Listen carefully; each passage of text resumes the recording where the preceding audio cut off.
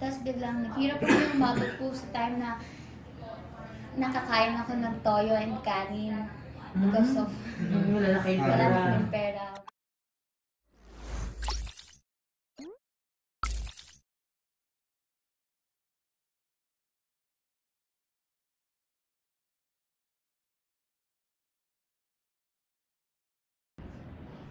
Bago po kasi yun, kaya po nala ako nakilala because of Lunch Out Loud po. Nag-co-host din po kasi ako sa Lunch Out Loud.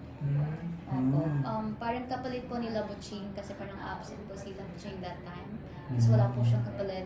Kasi po, nag-perosog din po ako, tapos nag-viral po yung video namin ni Bayani at Bayani. Umabot ng million views. Tapos parang... Ano meron dun sa video na yun? Si video po parang ina-assert ko po si Bayani. Ganun po siya.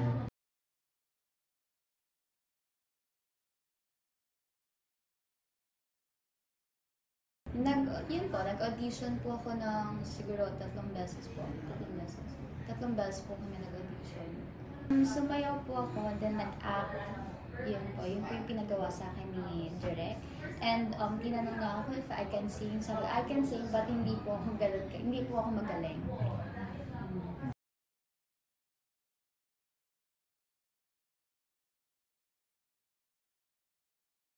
Because After mawala ng lola and lolo ko. Okay. Kasi may lola, kasi meron din po siyang jewelry shop before.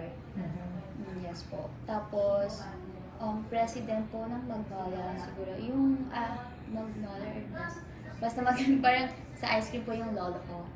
Then, and yung daddy ko po, sa NEDA po siya. Okay. Yes po. Executive ng NEDA? Opo. Tapos, bumagsak po yung family namin. Simula na namatay po yung grandfather and grandmother ko.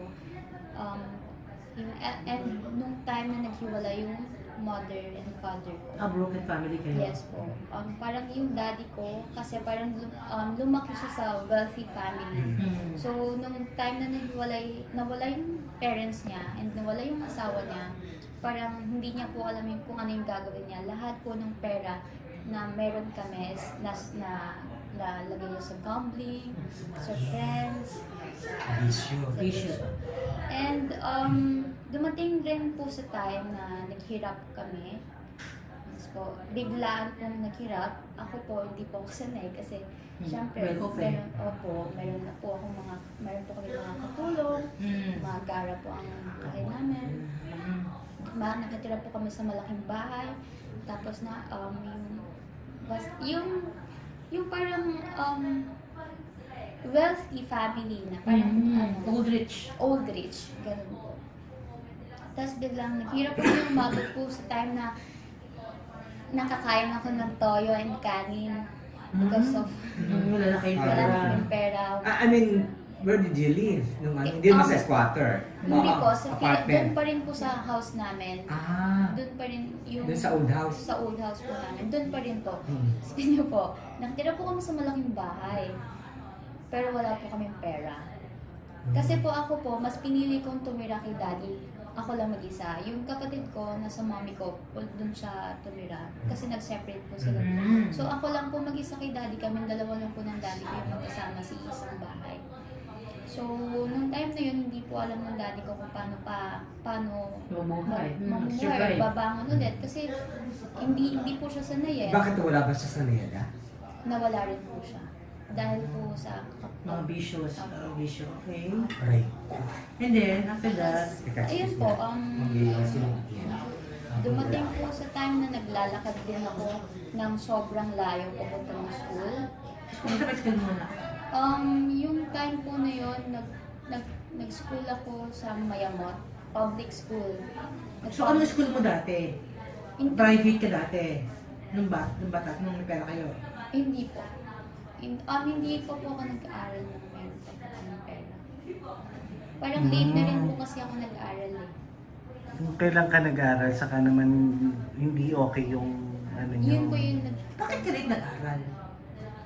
Hindi ko So, inaral ka nila, ilang taon ka nag-aaral ng kinder? Parang late eh, no? Parang mga 7 Oo, normal 8, yun. mga ganun. Anong school mo? Mga 9. Anong school mo? Hindi, cater 8, medyo late na Hindi, yun. anong school mo nun? Mayamot na? Doon ka na sa Mayamot nun? O hindi pa? Alam ko po, home school. Homeschooling. Hanggang ilang taon ka nag-homeschooling? Siguro 1 to 2 years po. So, ibig sabihin hindi siya regular schooling. Tama ba ako? Opo. Nung nag-regular schooling ka, doon ka na sa public school, lumaki. Wala na kayong pera nun. Wala na po. And then, ayun po, umabot sa time na nangungutang din kami sa tindahan to eat, parang gano'n. kayo na. Opo, kami po ni Daddy, tapos inaantay ko po si Daddy ng siguro mga hanggang gabi, kasi umalis po siya ng umaga para maghanap ng pera. Hindi po ako makain, walang maiwan yung daddy ko sa akin. Hindi po ako makain ng breakfast, lunch. Kakain lang po ako dinner na. So ang ginagawa ko para mabusog ako, inom lang po ako ng water. Or pupunta ako sa may tapat ng bahay namin para kumain. Kasi po meron doon na parang gustong-gusto ako na caretaker ng tapat ng house. Tapos pinapakain niya ako and all minsan. Ka-age mo yan? Hindi po, mas matanda po. Babae po siya, wala po kasi siyang anak. Gusto ka niya.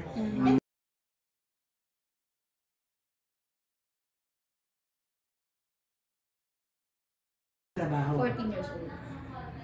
14, ano yung mga work na Pinasukan pinapasok mo? mo? Nag-service crew po ako sa food park. Nag-service crew po ako. After ko mag-service crew, siguro ng 1 year po ako nag-service crew. Siguro, sahod ko ng 200 a day, 100 pesos. Nung time naman na po yun, hindi naman na po kasalanan ng family ko kasi kahit pa paano that time, meron ng trabaho yung daddy ko. Okay. Saan siya nun? Sa company rin po. Tapos, kasalanan ko na po yun kasi parang hindi ko rin kaya na parang umasa talaga sa magulang ko. So, kailangan nagtrabaho po. Tapos, nag-private na rin po ako that time. Pinag-private ko ng daddy ko. High school ba to? Apo. Pinag-private niya po ako ng school. Tapos, meron nagtrabaho pa rin po ako. After ko po ng service crew, siguro po, ito po yung kwento na pumunta po ako ng bar. Kasi po naaya po ako that time ng friend. Tapos meron naka-scout po sa akin na may-ari siya ng isang malaking car show ngayon, isang malaking car show. Tapos, tinanong nila ako, gusto mo ba mag-car show? Kasi parang, ang ganda mo, sasayangin mo lang ang sarili mo dito sa club. Sabi ko, first time, Nag-club ka? nag-bar po. Anong bar ka doon? Hindi po, inuman lang po ako ng friends ko. Tapos, sabi niya, sasayangin mo yung sarili mo dito, ganito, ang ganda-ganda mo. Kumano siya sa akin. So, sabi ko, sige po, okay lang po. Tapos hindi ko alam, yun na po pala yung malaking car show na sa SMX World Trade. Kasi yung iba pong nagka-car show model is street show muna bago mapunta sa ganun kalaking event. So, mga big event Ako talaga. po, big event na po agad. So, parang doon na po nag-umpisa yung career ko na parang nung nakilala po ako dun sa company na yon, doon na po ako nag-viral, yung mga pictures ko, maabot na 62,000 shares, 60,000, maabot yung mga videos ko. Ano ginagawa mo sa car show? Yun ba yung mga naka-short kayo exit? Tama ba? Hindi po, naka-uniform po. Decente naman po yung uniform lang. Kumpara sa ibang company.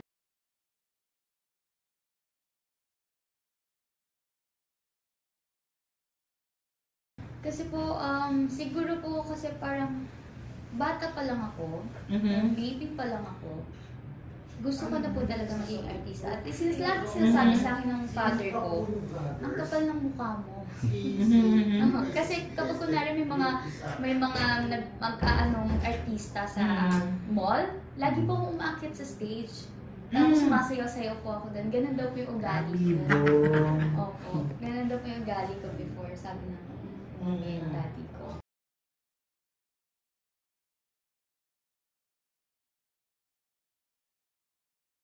Alonso. Bea Alonso po. Tapos, Alex Gonzaga rin po. Gusto ko po siya. Sobrang natural po niya. Anong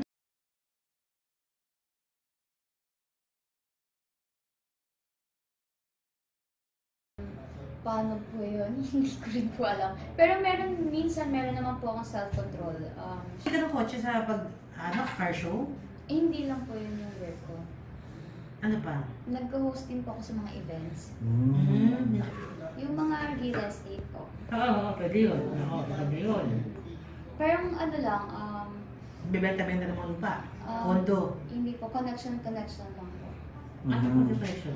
Yung parang po kunwari may nagbenta ng ganito, tapos kailangan ganito kalaking halaga, tapos kailangan yung mga kailangan mong kunin is yung mga ganito kayayamang tao. So, meron naman po akong mga kilalang mayayamang tao because of friends of mine.